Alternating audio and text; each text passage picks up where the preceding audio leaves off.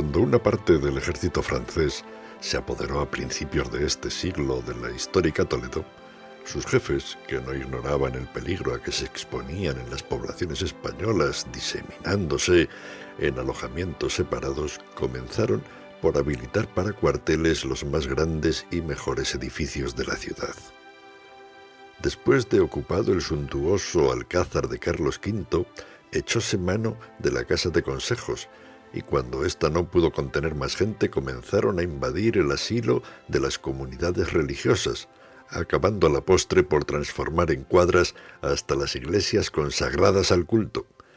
En esta conformidad se encontraban las cosas en la población donde tuvo lugar el suceso que voy a referir, cuando una noche, ya ahora bastante avanzada, envueltos en sus oscuros capotes de guerra y ensordeciendo las estrechas y solitarias calles que conducen desde la Puerta del Sol a Zocodover, con el choque de sus armas y el ruidoso golpear de los cascos de sus corceles, que sacaban chispas de los pedernales, entraron en la ciudad hasta unos 100 dragones de aquellos altos, arrogantes y fornidos de que todavía nos hablan con admiración nuestras abuelas.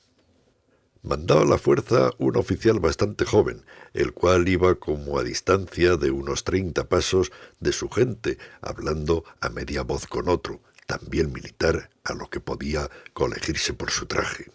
Este, que caminaba a pie delante de su interlocutor, llevando en la mano un farolillo, parecía servirle de guía por entre aquel laberinto de calles oscuras, enmarañadas y revueltas. «Con verdad», decía el jinete a su acompañante, «que si el alojamiento que se nos prepara es tal y como me lo pintas, casi sería preferible arrancharnos en el campo o en medio de una plaza». «¿Y qué queréis, mi capitán?», contestóle el guía, que efectivamente era un sargento aposentador. «En el alcázar no cabe ya un grano de trigo, cuanto más un hombre. De San Juan de los Reyes no digamos, porque hay celda de fraile en la que duermen 15 húsares. El convento a donde voy a conduciros no era mal local, pero hará cosa de 3 o 4 días nos cayó aquí, como de las nubes, una de esas columnas volantes que recorren la provincia, y gracias que hemos podido conseguir que se amontonen por los claustros y dejen libre la iglesia». «En fin», exclamó el oficial después de un corto silencio, y como resignándose con el extraño alojamiento que la casualidad le deparaba, «más vale incómodo que ninguno. De todas maneras, si llueve, que no será difícil según se agrupan las nubes, estamos a cubierto, y algo es algo». Interrumpida la conversación en este punto, los jinetes precedidos del guía siguieron en silencio el camino adelante hasta llegar a una plazuela, en cuyo fondo se destacaba la negra silueta del convento con su torre morisca, su campanario de espadaña, su cúpula ojival y sus tejados de crestas desiguales y oscuras.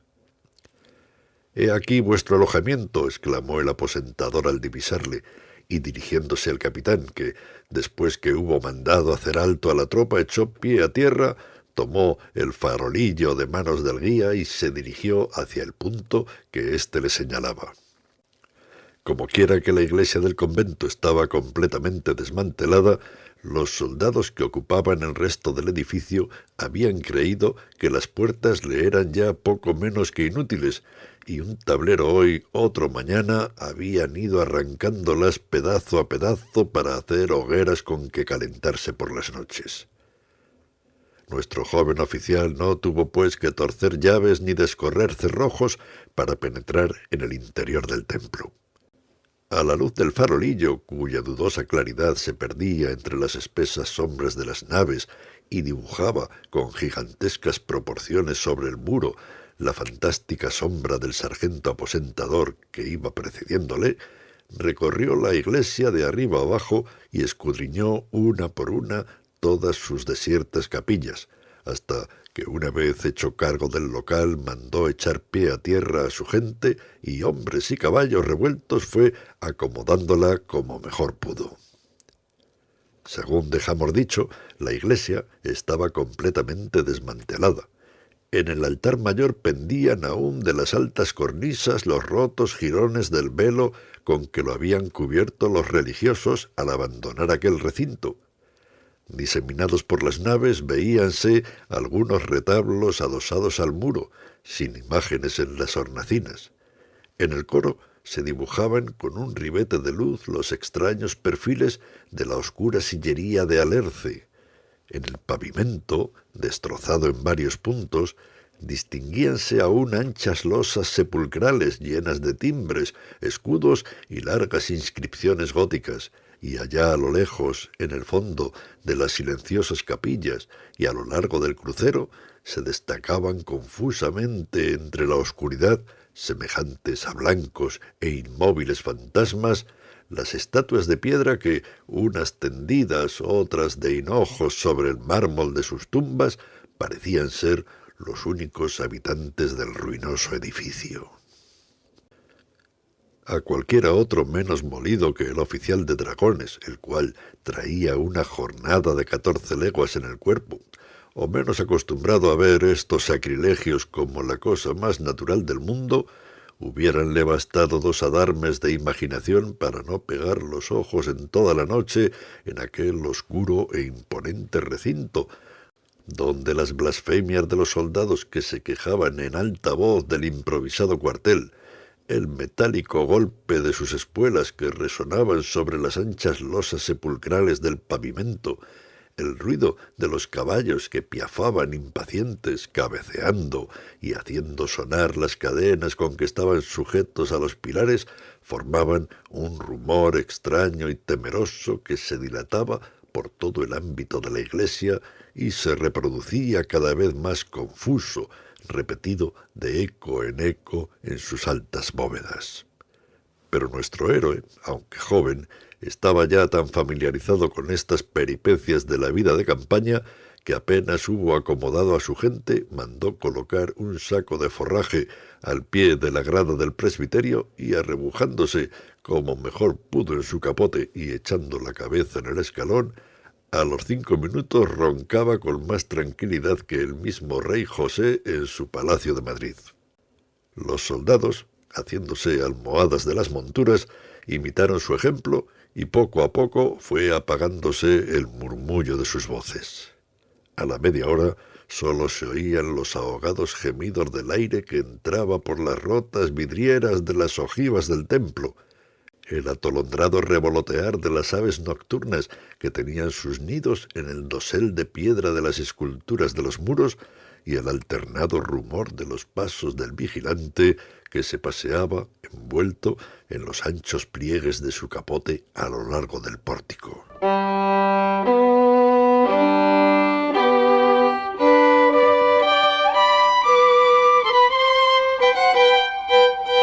En la época a que se remonta la relación de esta historia, tan verídica como extraordinaria, lo mismo que al presente, para los que no sabían apreciar los tesoros del arte que encierran sus muros, la ciudad de Toledo no era más que un poblachón destartalado, antiguo, ruinoso e insufrible.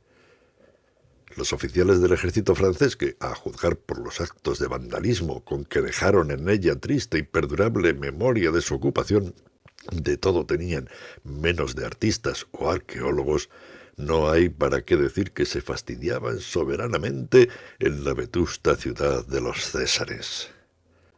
En esta situación de ánimo, la más insignificante novedad que viniese a romper la monótona quietud de aquellos días eternos e iguales era acogida con avidez entre los ociosos.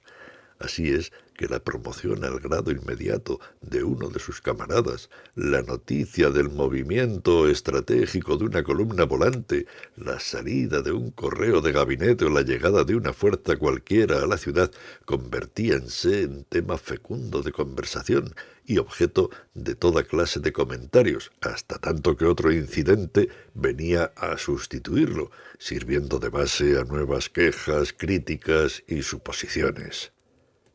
Como era de esperar, entre los oficiales que, según tenían de costumbre, acudieron al día siguiente a tomar el sol y charlar un rato en el Zocodover, no se hizo platillo de otra cosa que la llegada de los dragones, cuyo jefe dejamos en el anterior capítulo durmiendo a pierna suelta y descansando de las fatigas de su viaje.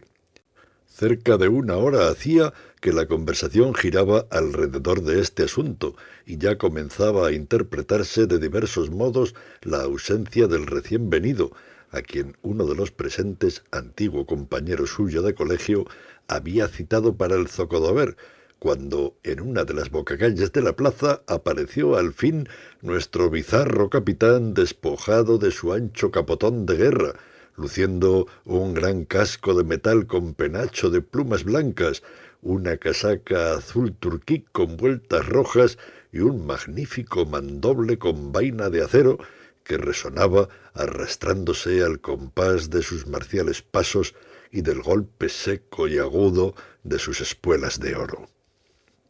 Apenas le vio su camarada, salió a su encuentro para saludarle, y con él se adelantaron casi todos los que a la sazón se encontraban en el corrillo, en quienes habían despertado la curiosidad y la gana de conocerle los pormenores que ya habían oído referir acerca de su carácter original y extraño.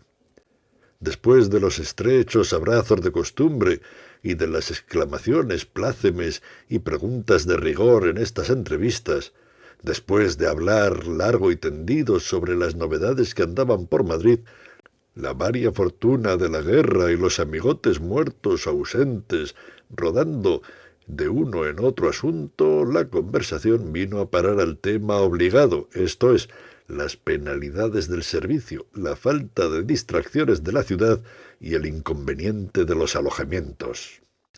Al llegar a este punto, uno de los de la reunión, que por lo visto tenía noticias del mal talante con el que el joven oficial se había resignado a acomodar su gente en la abandonada iglesia, le dijo con aire de zumba: «Y a propósito de alojamiento, ¿qué tal se ha pasado la noche en el que ocupáis?» «Ha habido de todo», contestó el interpelado.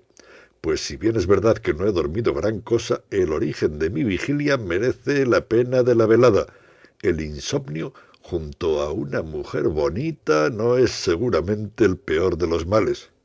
«¿Una mujer?», repitió su interlocutor como admirándose de la buena fortuna del recién venido. «Eso es lo que se llama llegar y besar el santo».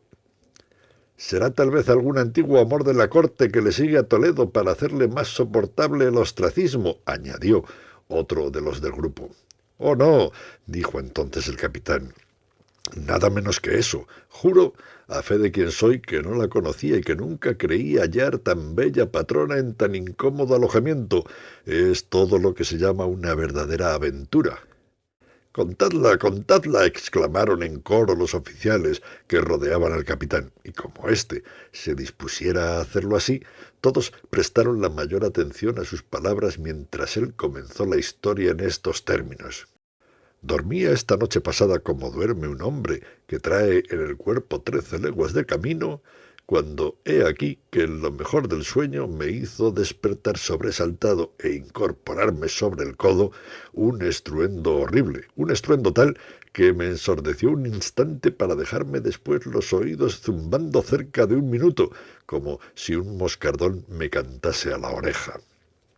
Como os habréis figurado, la causa de mi susto era el primer golpe que oía de esa endiablada campana gorda, especie de sochantre de bronce que los canónigos de Toledo han colgado en su catedral con el laudable propósito de matar a disgustos a los necesitados de reposo.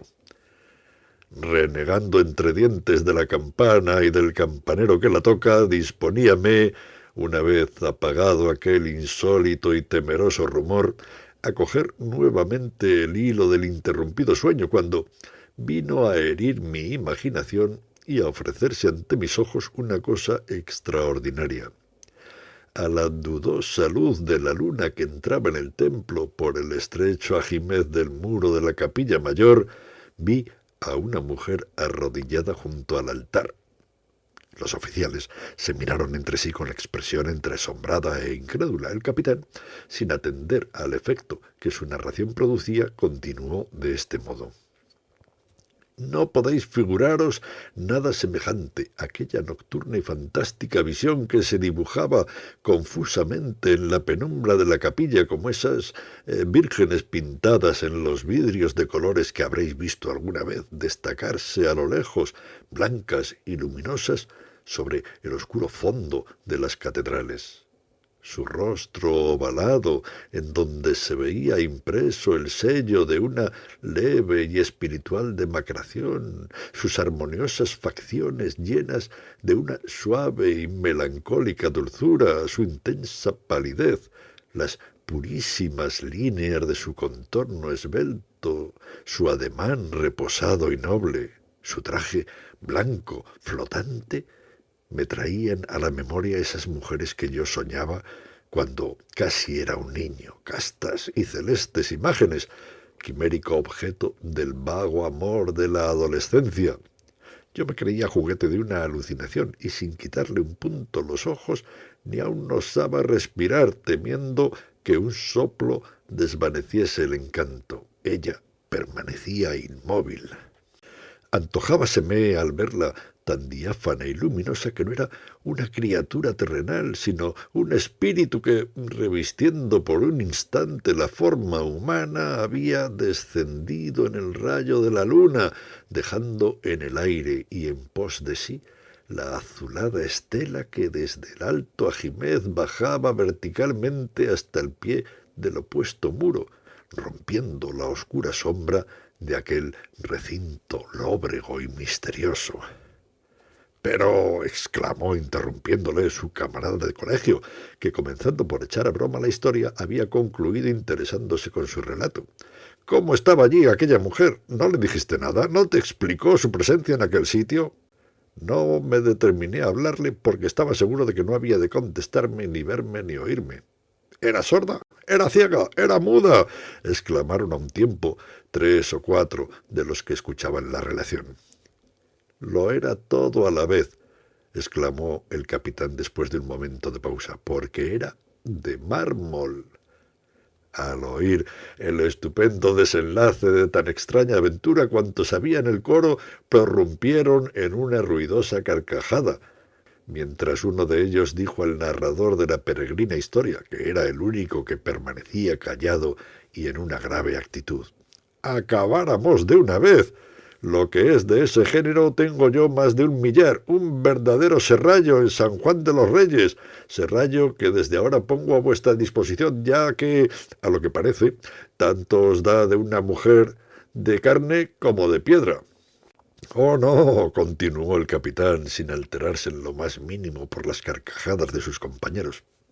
«Estoy seguro de que no pueden ser como la mía.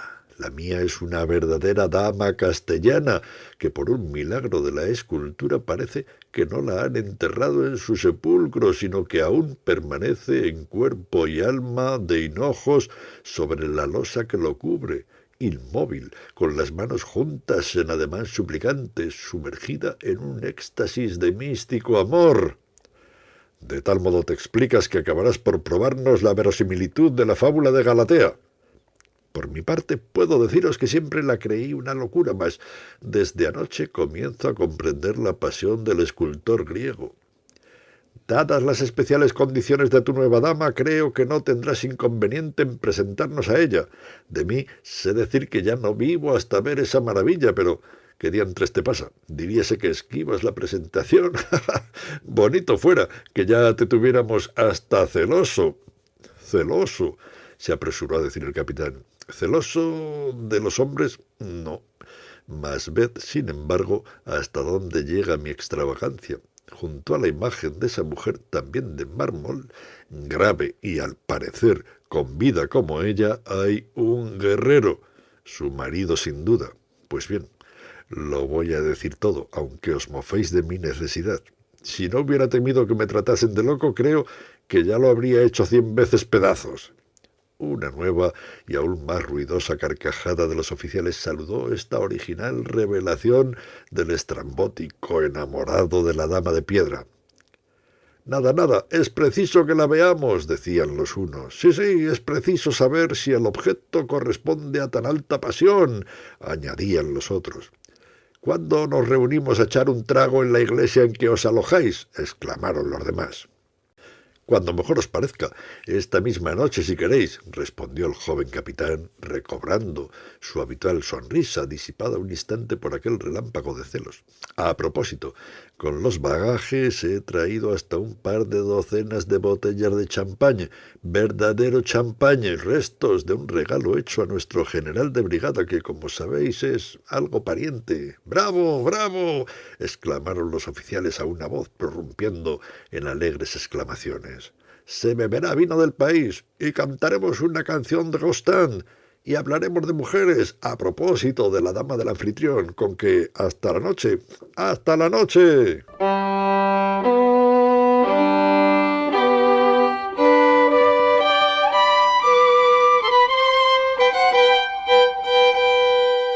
Ya hacía largo rato que los pacíficos habitantes de Toledo habían cerrado con llave y cerrojo las pesadas puertas de sus antiguos caserones. La campana gorda de la catedral anunciaba la hora de la queda, y en lo alto del alcázar, convertido en cuartel, se oía el último toque de silencio de los clarines, cuando 10 o 12 oficiales que poco a poco habían ido reuniéndose en el zocodover tomaron el camino que conduce desde aquel punto al convento en que se alojaba el capitán, animados más con la esperanza de apurar las prometidas botellas que con el deseo de conocer la maravillosa escultura. La noche había cerrado sombría y amenazadora. El cielo estaba cubierto de nubes de color de plomo. El aire, que zumbaba encarcelado en las estrechas y retorcidas calles, agitaba la moribunda luz del farolillo de los retablos o hacía girar con un chirrido agudo las veletas de hierro de las torres. Apenas los oficiales dieron vista a la plaza en que se hallaba situado el alojamiento de su nuevo amigo, éste, que les aguardaba impaciente, salió a encontrarles, y después de cambiar algunas palabras a media voz, todos penetraron juntos en la iglesia, en cuyo lóbrego recinto la escasa claridad de una linterna luchaba trabajosamente con las oscuras y espesísimas sombras. —¿Por quién soy? —exclamó uno de los convidados, tendiendo a su alrededor la vista—, que el local es de los menos a propósito del mundo para una fiesta. —Efectivamente —dijo otro—, nos traes a conocer a una dama y apenas si con mucha dificultad se ven los dedos de la mano. Y sobre todo hace un frío que no parece sino que estamos en la Siberia —añadió un tercero arrebujándose en el capote. —Calma, señores, calma —interrumpió el anfitrión—, calma, que a todo se proveerá. Muchacho —prosiguió, dirigiéndose a uno de sus asistentes—, busca por ahí un poco de leña y enciéndenos una buena fogata en la capilla mayor. El asistente, obedeciendo las órdenes de su capitán, comenzó a descargar golpes en la sillería del coro, y después de que hubo reunido una gran cantidad de leña que fue apilando al pie de las gradas del presbiterio, tornó la linterna y se dispuso a hacer un auto de fe con aquellos fragmentos tallados de riquísimas labores, entre los que se veían por aquí parte de una columnilla salomónica, por allá la imagen de un santo abad, el torso de una mujer o la disforme cabeza de un grifo asomado entre hojarascas. A los pocos minutos, una gran claridad que de improviso se derramó por todo el ámbito de la iglesia anunció a los oficiales que había llegado la hora de comenzar el festín. El capitán, que hacía los honores de su alojamiento con la misma ceremonia que hubiera hecho los de su casa, exclamó, dirigiéndose a los convidados: «Si gustáis, pasaremos al buffet». Sus camaradas, afectando la mayor gravedad, respondieron a la invitación con un cómico saludo y se encaminaron a la capilla mayor precedidos del héroe de la fiesta, que al llegar a la escalinata se detuvo un instante y, extendiendo la mano en dirección al sitio que ocupaba la tumba, les dijo con la finura más exquisita: «Tengo el placer de presentaros a la dama de mis pensamientos. Creo que convendréis conmigo en que no he exagerado su belleza». Los oficiales volvieron los ojos al punto que les señalaba su amigo, y una exclamación de asombro se escapó involuntariamente de todos los labios. En el fondo de un arco sepulcral, revestido de mármoles negros, arrodillada delante de un reclinatorio, con las manos juntas y la cara vuelta hacia el altar, vieron, en efecto, la imagen de una mujer tan bella que jamás salió otra igual de manos de un escultor, ni el deseo pudo pintarla en la fantasía más soberanamente hermosa. «En verdad que es un ángel», exclamó uno de ellos. «Lástima que sea de mármol», añadió otro. No hay duda que, aunque no sea más que la ilusión de hallarse junto a una mujer de este calibre, es lo suficiente para no pegar los ojos en toda la noche. «¿Y no sabéis quién es ella?», preguntaron algunos de los que contemplaban la estatua al capitán, que sonreía satisfecho de su triunfo. «Recordando un poco del latín que en mi niñez supe, he conseguido a duras penas descifrar la inscripción de la tumba», contestó el interpelado. «Y a lo que he podido colegir pertenece a un título de Castilla, famoso guerrero que hizo la campaña con el gran capitán. Su nombre lo he olvidado, mas su esposa, que es la que veis, se llama doña Elvira de Castañeda, y por mi fe que, si la copia se parece al original, debió de ser la mujer más notable de su siglo». Después de estas breves explicaciones, los convidados, que no perdían de vista el principal objeto de la reunión, procedieron a destapar algunas de las botellas, y sentándose alrededor de la lumbre empezó a andar el vino a la ronda. A medida que las libaciones se hacían más numerosas y frecuentes, y el vapor del espumoso champán comenzaba a trastornar las cabezas, crecía la animación, el ruido y la algazara de los jóvenes, de los cuales éstos arrojaban a los monjes de granito adosados a los pilares los cascos de las botellas vacías, y aquellos cantaban a toda voz canciones báquicas y escandalosas, mientras los de más allá prorrumpían en carcajadas, batían las palmas en señal de aplauso o disputaban entre sí con blasfemias y juramentos. El capitán bebía en silencio como un desesperado y sin apartar los ojos de la estatua de doña Elvira. Iluminada por el rojizo resplandor de la hoguera y a través del confuso velo que la embriaguez había puesto delante de su vista, parecíale que la marmórea imagen se transformaba a veces en una mujer real, parecíale que entreabría los labios como murmurando una oración, que se alzaba su pecho como oprimido y sollozante, que cruzaba las manos con más fuerza, que sus mejillas se coloreaban, en fin, como si se ruborizase ante aquel sacrílego y repugnante espectáculo. Los oficiales, que advirtieron la taciturna tristeza de su camarada, le sacaron del éxtasis en que se encontraba sumergido y presentándole una copa exclamaron en coro: «Vamos, brindad vos, que sois el único que no lo ha hecho en toda la noche». El joven tomó la copa y poniéndose de pie y alzándola en alto, dijo, encarándose con la estatua del guerrero arrodillado junto a doña Elvira: «Brindo por el emperador y brindo por la fortuna de sus armas, merced a las cuales hemos podido venir hasta el fondo de Castilla a cortejarle su mujer en su misma tumba a un vencedor de Ceriñola». Los militares acogieron el brindis con una salva de aplausos y el capitán, balanceándose, dio algunos pasos hacia el sepulcro. «No», prosiguió, dirigiéndose siempre a la estatua del guerrero y con esa sonrisa estúpida propia de la embriaguez, «no creas que te tengo rencor alguno porque veo en ti un rival. Al contrario, te admiro como un marido paciente, ejemplo de longanimidad y mansedumbre, y a mi vez quiero también ser generoso. Tú serías bebedor a fuer de soldado. No se ha de decir que te he dejado morir de sed viéndonos vaciar 20 botellas. ¡Toma!». Y en esto diciendo, llevóse la copa a los labios y después de humedecérselos con el licor que contenía, le arrojó el resto a la cara, prorrumpiendo en una carcajada estrepitosa al ver cómo caía el vino sobre la tumba, goteando de las barbas de piedra del inmóvil guerrero. «Capitán», exclamó en aquel punto uno de sus camaradas en tono de zumba, «cuidado con lo que hacéis. Mirad que esas bromas con la gente de piedra suelen costar caras. Acordaos de lo que aconteció a los húsares del Quinto en el monasterio de Poblet. Los guerreros del claustro dicen que pusieron mano una noche a sus espadas de granito y dieron que hacer a los que se entretenían en pintarles bigotes con carbón. Los jóvenes acogieron con grandes carcajadas esta ocurrencia, pero el capitán, sin hacer caso de sus risas, continuó siempre fijo en la misma idea. ¿Creéis que yo le hubiera dado el vino a no saber que se tragaba al menos el que le cayese en la boca? ¡Oh, no!